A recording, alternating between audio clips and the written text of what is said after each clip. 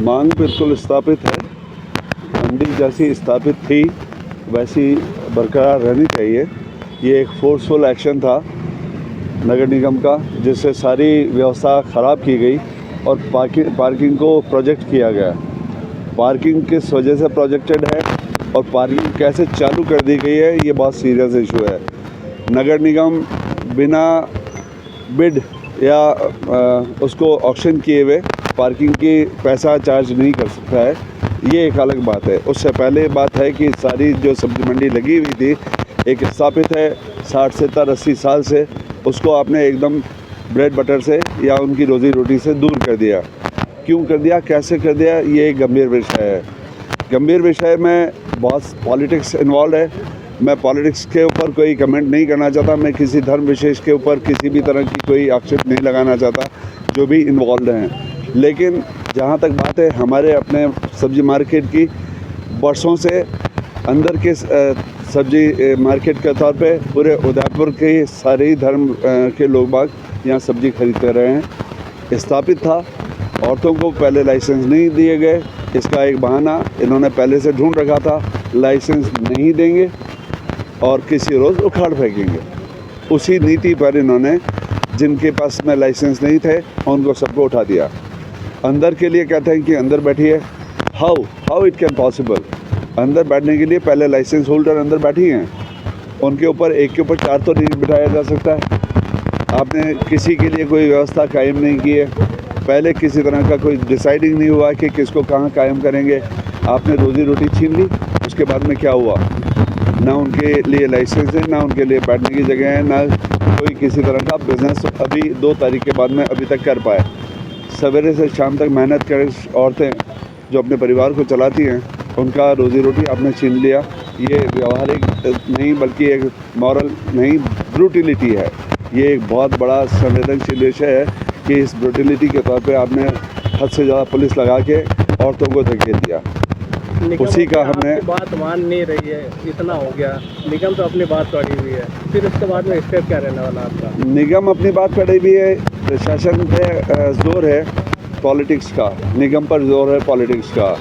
सभी तरफ बात नहीं मानने के तौर पे हमने सब अपनी जितना कुछ संवेदनशीलता के साथ में पेशेंस रखते हुए, बहुत पेशेंस रखते हुए, इसके अलावा अगर इसके जगह और कोई समाज संगठन होता तो यहाँ अभी क़यामत बर्पा हुई होती।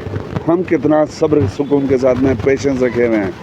क़यामत बर्पा होने का मतलब कितना उस बात को उछाला जाता है, कितने नारे लगे होते हैं। अभी आपके सामने औरतें ज़बान हलक में उतार के खड़ी हुई हैं।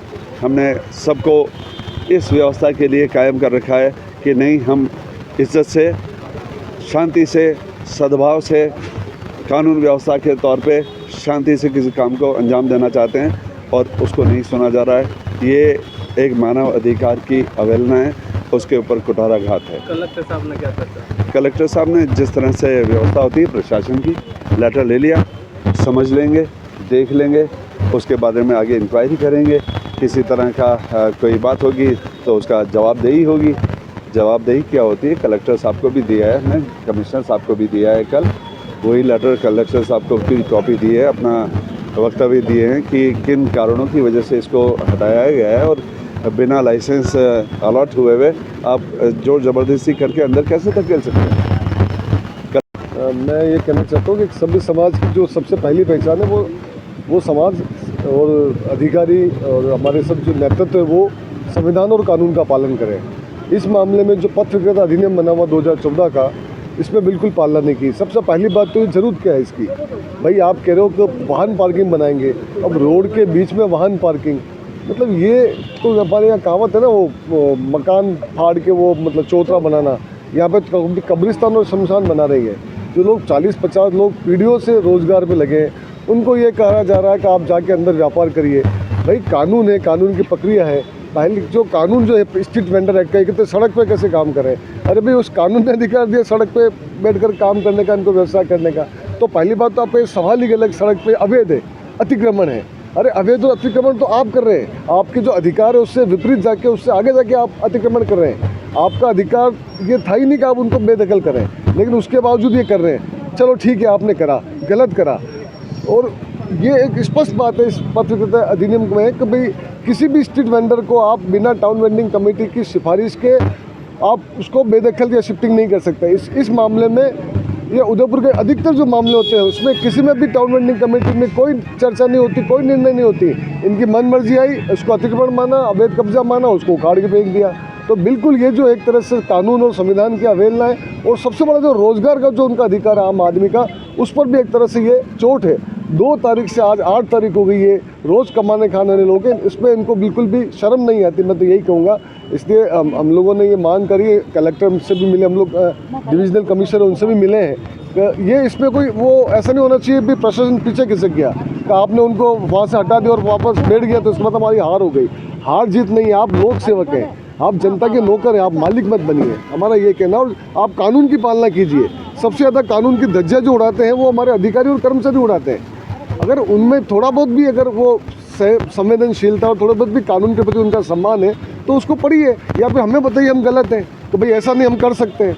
भाई ये जो कानून बना उसमें अतिक्रमण अगर कोई आप मानते भी हैं तो भी ये कानून के प्रावधान लागू होते हैं, उसको अतिक्रमण नहीं माना जा सकता है। इसलिए मैं तो यही कह रहा हूँ कि उदयपुर को जो जंगल राज बना रखा है, कानून का राज स्थापित करें, और उसके लिए ये जो संघर्ष है, ये जो इनके पेट के आगे कभी दिमाग में चढ़ गई तो बड़ी दिक्कत होगी। हम लोग चाहते हैं इसको समय रहते हुए इन चीज़ों का हल करें।